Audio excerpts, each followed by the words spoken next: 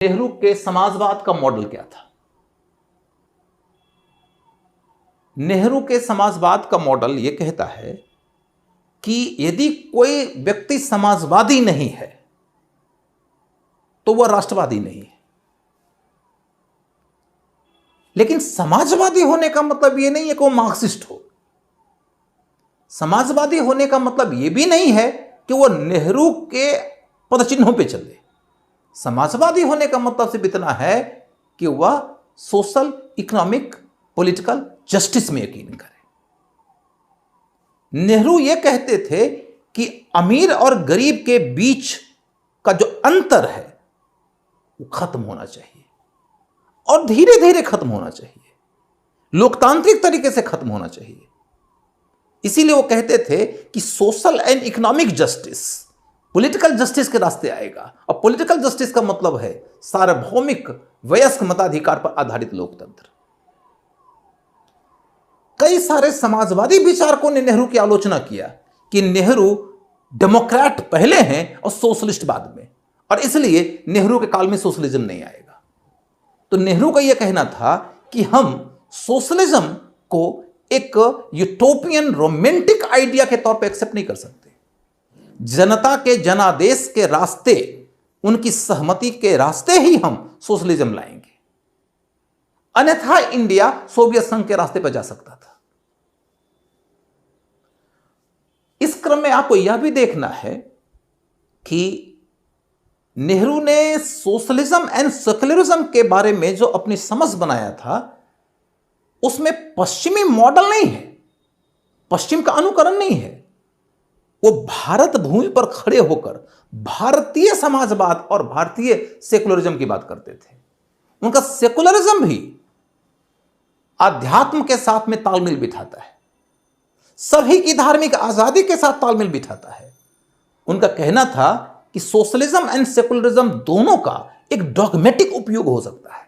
उस डॉगमा से बचाते हुए भारत को आगे ले जाना चाहते थे।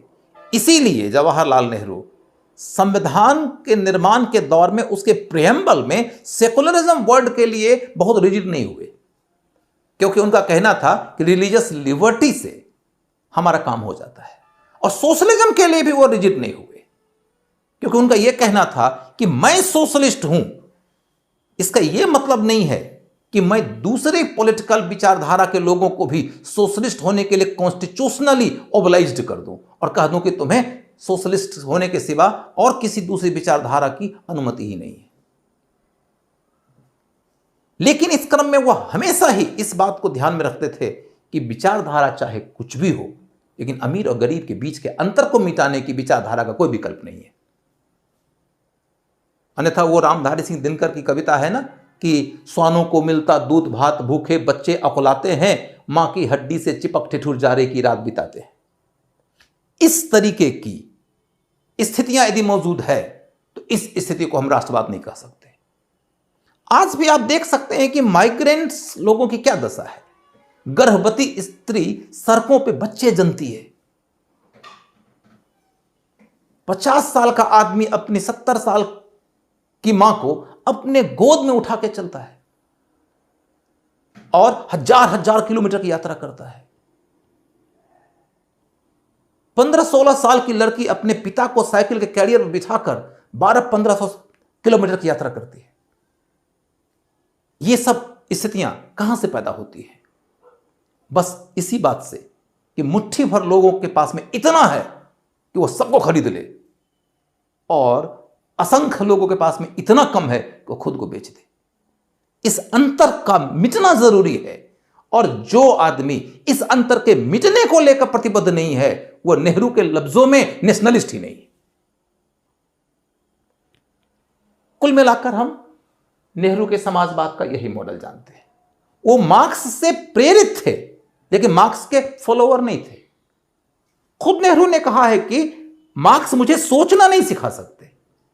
कई जगहों पर नेहरू मार्क्स से जब अलग सोचते थे तो लोग उनकी आलोचना करने लगते थे, तो नेहरू ने बड़े स्पष्ट शब्दों में कहा कि I am an independent thinker, I can take something out of Marx और anything from anybody, but nobody can dictate me.